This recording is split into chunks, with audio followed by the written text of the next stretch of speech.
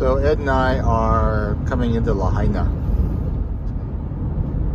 Ed worked out here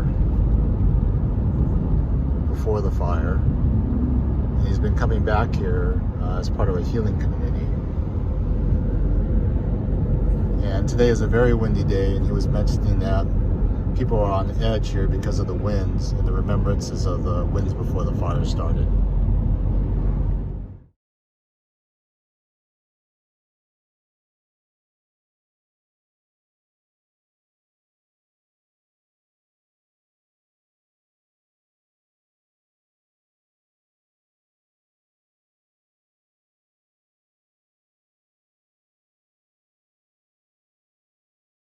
Here we go.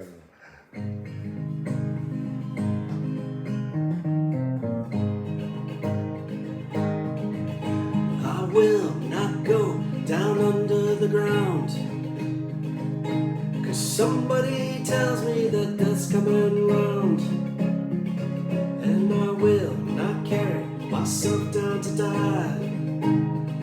When I go to my grave, my head will be high. Let me die in my footsteps before I go down under the ground. There's been rumors of war and wars that have been. The meaning of life has been lost in the wind. And some people thinking that the end is close by. Instead of learning to live, they are learning to die. Let me die in my footsteps before I go down under the ground. I don't know if I'm smart, but I think I can see when someone is pulling the wool over me. And if this war comes and death's all around, let me die on this land or I die underground. Let me die in my footsteps before I go down under the ground. There's always been people that have to cause fear. They've been talking about a war now for many long years. I've read all their statements and I've not said a word. But now, Lord God, let my poor voice be heard. Let me die in my footsteps before I go down under the ground. Let me drink from the waters where the mountain streams flood.